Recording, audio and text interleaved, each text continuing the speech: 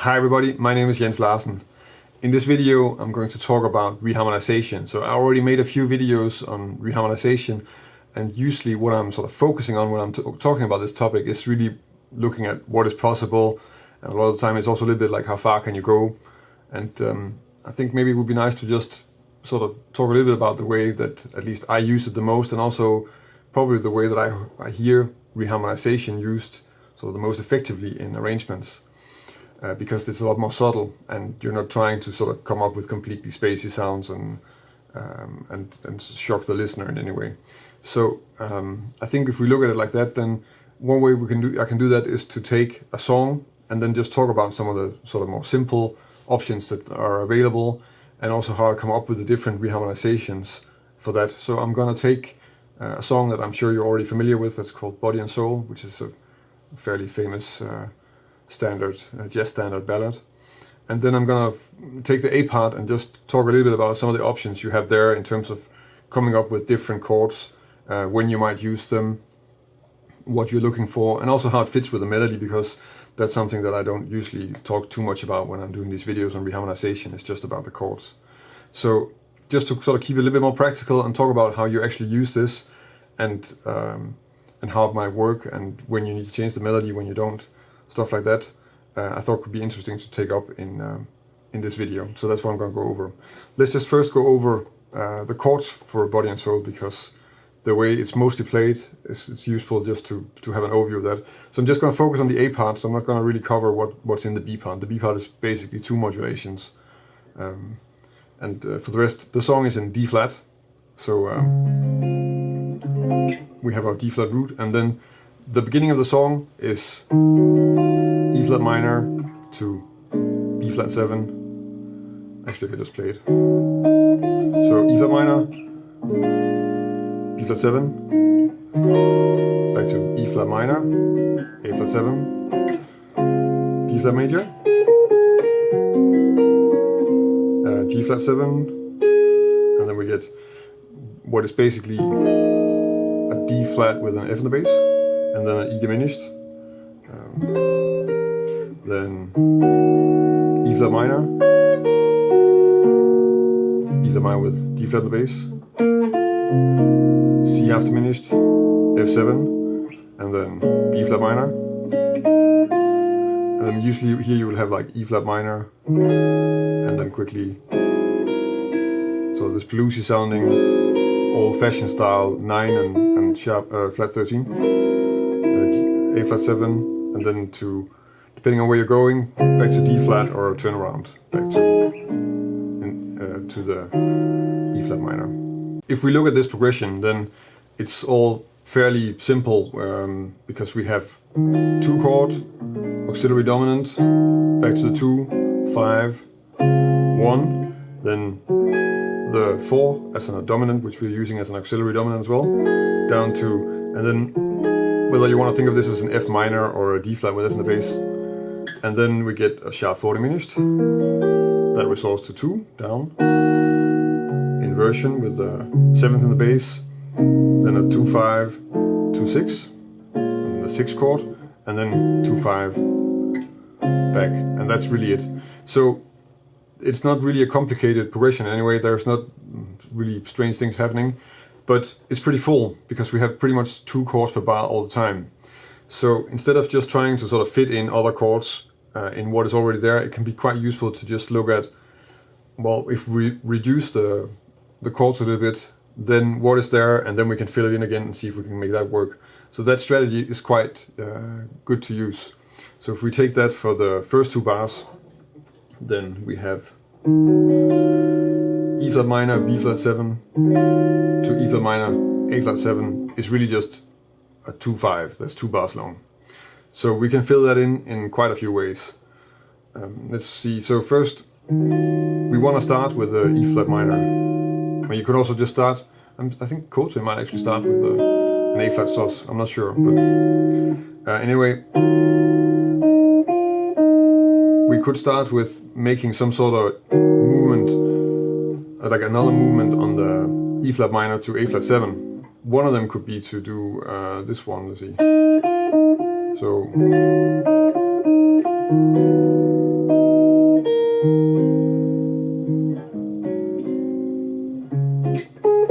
So here I'm doing E flat minor, E flat minor 7 sharp 5, E flat minor 6, and then A flat sus, A flat 7, and then to D flat. That could be one way of doing it. I think the other one will work as well. So that's like one line cliche, like the James Bond thing. And we could probably do the other one as well.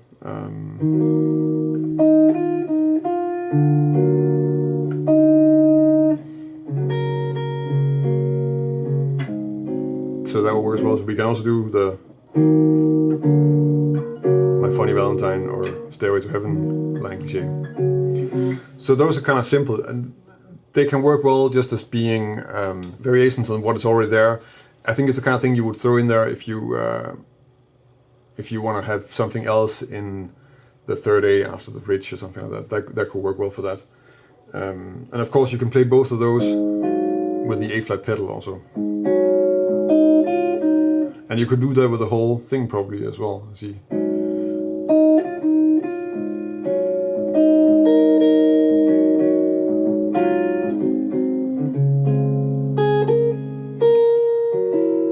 So that will work quite well also.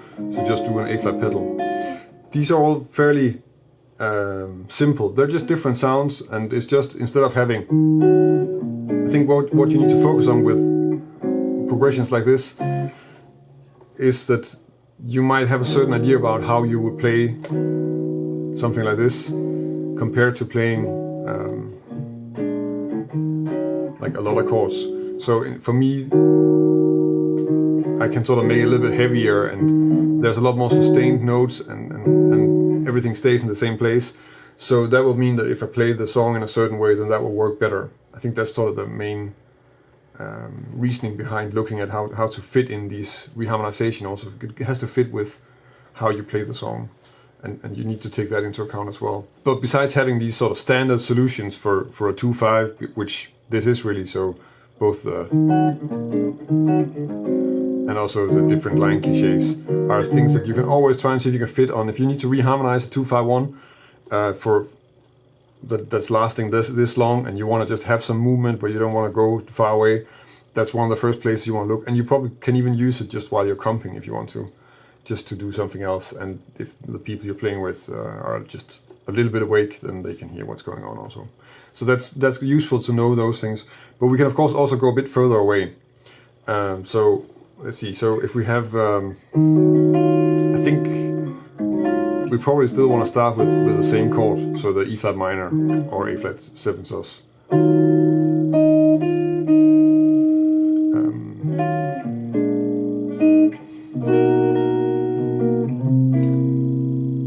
So this one, oh sorry.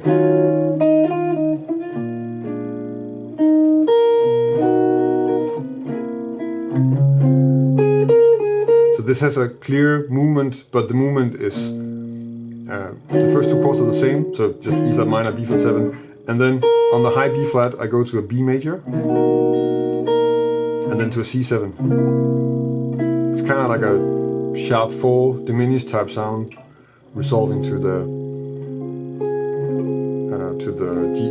D flat. So that's kind of how that transition works. And the idea is, of course, now that we just have sort of the major 7 on a major 7 chord, is always a nice sound to use, because it sort of rests in itself, but it's not the major 7 that we want to have in the key here, and that makes it just sort of consonant, but still surprising. And I think that's one of the reasons why we're using really a lot of major 7 chords when there are reharmonizations. I think you'll see that as well. If you check out Herbie Hancock and Bill Evans and all the other people who are doing a lot of reharmonization on standards like this. So that one, the idea here is of course just that we're changing the function, so we're not moving up with the dominant. If I had to say from my taste where this would fit, this is again something I would say it doesn't work the first time. You kind of want to have like just the basic movement somehow in there first, and then you move to something like this. So there's again something coming out of the bridge. You can have this as sort of an extra thing you throw in, because it works better as a surprise. if you already have the original there. That's also a little bit a way to look at it. Let's see if we can come up with another one.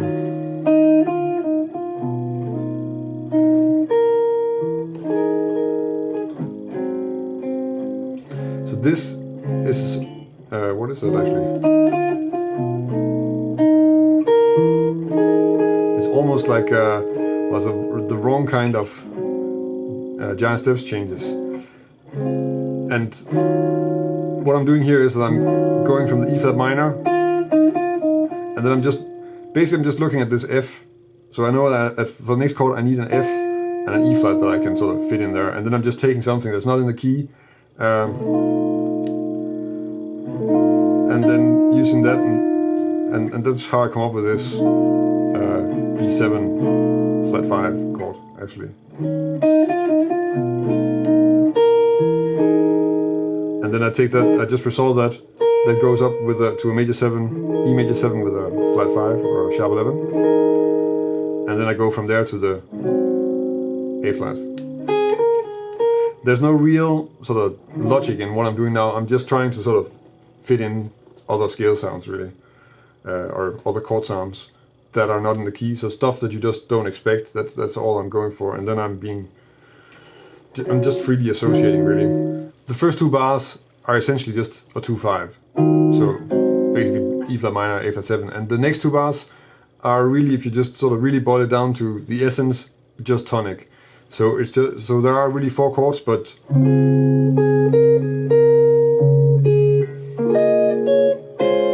you could really play that all with just a D flat chord, maybe a D flat major to B flat minor or something like this. So that means that those are all embellishments, and you can find other ways of filling that in with the melody already. Let's see, so that will work like this.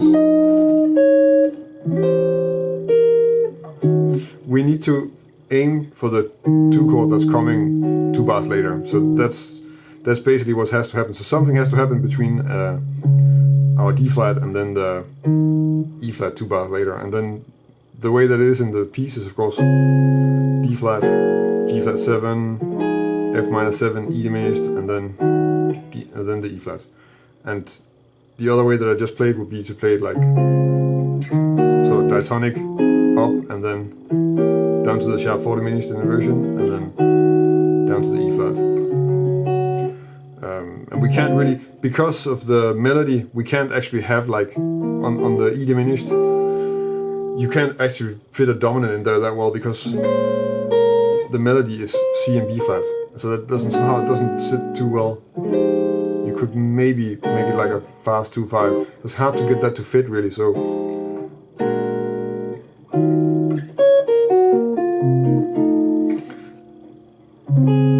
those are sort of the 2 main options probably.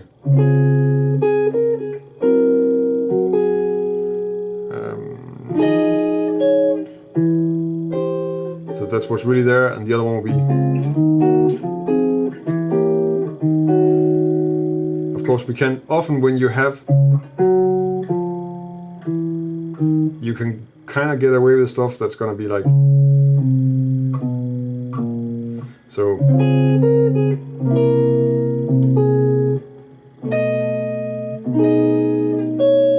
and then here the last part is not so nice, because, well, you could of course opt for sort of the old-fashioned dominant with a flat 13 and a 9, which I call old-fashioned because it's something I kind of connect with the older pieces in terms of sound. It's sort of a, somehow it's sort of a less common thing in the more modern pieces, in terms of standards anyway.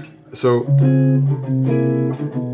actually that does work to do that. So that's D flat, C7 altered. So the C7 altered is basically just a G flat with another bass note. The whole thing here is now we're just looking for a bass note movement, and then instead of the F minor, I'm using B flat 7, which you'll see there's one other place in the song where you can do that. 2 actually. So that's gonna come back. That happens quite often. Also because you can, if you have we don't have that here, we have the E flat and the D flat in the melody. if you have the third of the F minor in the melody, which is very often the case for a 3 chord in major, it's very easy to just make it into the tritone dominant like this. So we have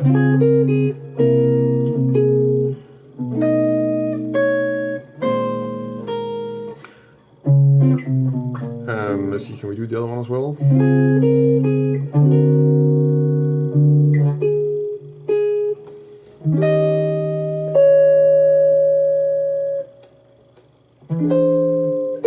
So this is sort of a trick whenever you can get away with this movement in a major scale, so tonic and then just chromatic down, dominance down, you can very often get away with also moving them up instead, because if you're going from C down to B flat, and B flat is going to be the dominant that resolves to the next chord, then if you go from C and then up to E, then E is going to be the tritone substitution of the B flat. That's a little bit the idea, I guess. So that's what I'm doing here. That works as well. So that would be D flat major 7, D7 altered. Sorry, let's just play that right. And then you get.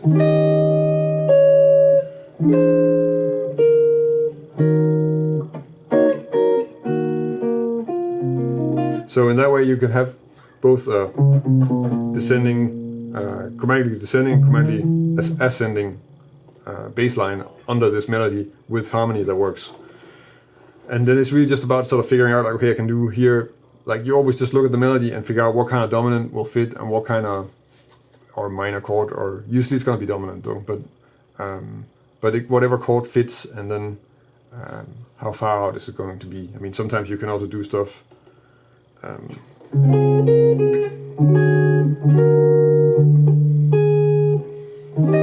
this one kind of needs to be, because you have the E flat and the D flat in the melody, you kind of need a dominant there.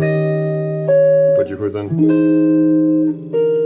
make the other ones major 7 sharp 5 chords. I don't think that sounds really good in this context, but those are the things you look for.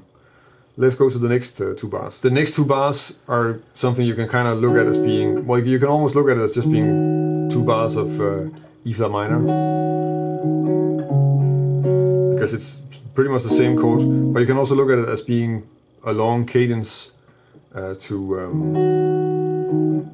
the 6th degree, so to B flat minor, where instead of just having a 2, we have a 4th degree and then the bass movement, which is it's a really common thing to have on those on the place in the harmony. So from the 2 chord and then down, and then use that to make a cadence to the 6th degree. So what can we do with that? So the melody on the E flat minor bar is really so E flat minor that there's not really much we can do. It doesn't make too much sense to really change it. Like something you often come across here would be like, which you might do in a solo, where it's like parallel minor chords just to step out, and then some sort of dominant to go back in, and then you're on the 6th degree. So that will work, but in this case it doesn't fit with the melodies. We can't really do that.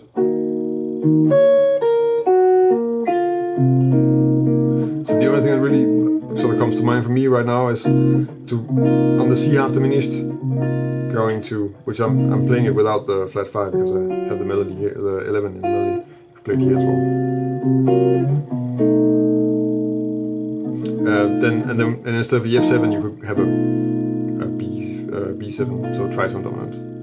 And that's really about it for that one, I think.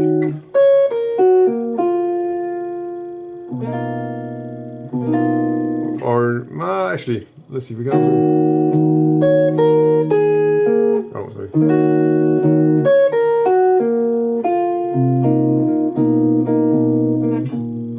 So that would be to change it, not to have a B7 but have a B major 7 flat 5 would work as well. And you can even go directly to that one. So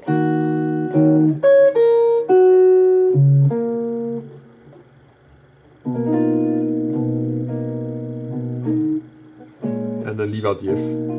So then you have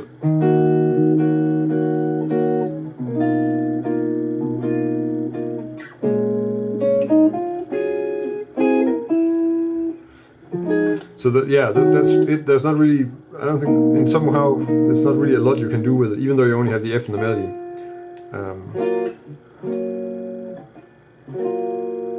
Okay, so let's just go on to the next part.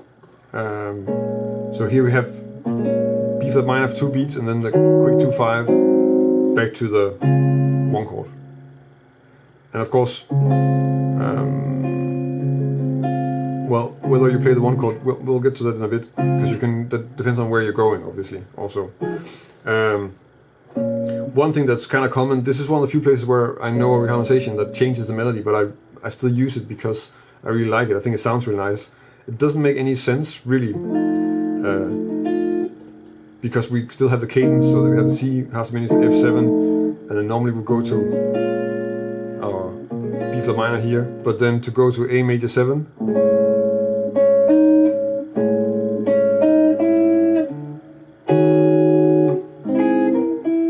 So you get a cadence to B flat minor, but then you play an A major 7 sharp 11, and you need to change the melody because the melody is really C, D flat, F, but you need to have the E in there. But somehow that still works, also because you're kind of changing the melody from major to minor, and then that still works. I mean, the A major 7 sound in this context is a flat 6, so it's kind of related to D flat minor, really. Maybe that's why it works. I don't know why it works. I also am not sure where I got that from. I think I have it from a Dave Holland record, actually, but I'm not sure. And then we go to E flat minor. And, well, there's not, yeah, again, with the 2/5 here, it's so strict with the melody that there's not really a lot you can do about it. And if you go back and you have another A part afterwards, then you could of course opt for, well, there's a few ways to do that. You have 1 bar and you need to go back to the 2nd degree, so you can do the same thing as you do in the 3rd and 4th bar of the A part, so something like this. Well, yeah, you have dominant or diminished chord at the end. You can also go directly to the 3rd degree, so you come out and you go.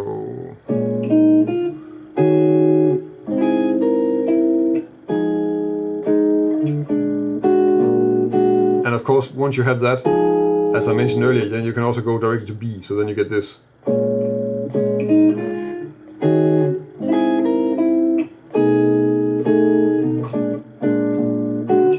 Which is nice because this is so definitely not sounding like a 1 chord, and it's really it's a dominant, it's not really in the key, so it wants to move on, and it really takes us back to the A part again.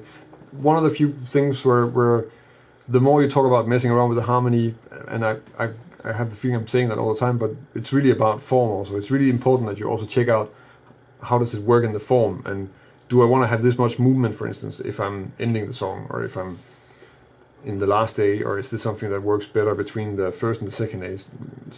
Stuff like that gets really important when you start changing the harmony and adding sort of more pull in one direction or another at certain places. I think that's something you really need to be aware of also. When you're working with a piece like this, then I think the goal of it, at least for me when I'm trying to reharmonize a standard and give it some sort of arrangement like this, that I'm trying to take the song and really interpret it and really make it more of a personal statement. And the people that I listen to for this are probably usually Bill Evans, and Herbie Hancock, when he's playing with Miles, also does this really really well. Brad Meldau has some really great harmonizations of standards as well.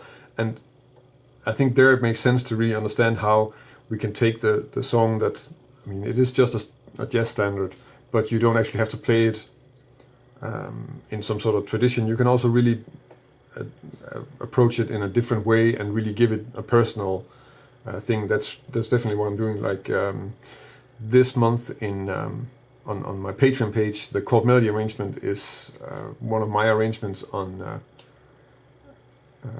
that I actually just made for a trio concert that I have in August of the song You Stepped Out of a Dream, where I messed around with the meter and of course also the harmony and added a few things. And for me that's interesting. It's also a nice way to just have material where you can try some things out, that you don't have to write all the music all the time.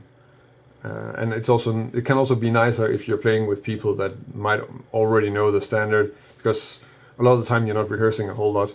So instead of having people sight read your own music, you can give them an arrangement of a song that they already know, and that means that when they're reading it, they kind of know everything except the things that you changed, and that makes it just more comfortable for them to read. That's also sort of a very practical reason why that makes a lot of sense to do, actually. So that's a little bit how I think about this, and that's also what I'm trying to do with it. And I really like the Meldau and Bill Evans and Herbie Hancock, and you can hear it's coming for me mostly out of the piano players when it's about reharmonization. I think that's the best ones, really. But at the same time, if you start thinking about people working with the groove and working with the meter, then I mean, Jim Hall has done some nice things with changing the meter of songs, and also with changing keys within the form, and also some nice reharmonization things. I haven't actually checked out so many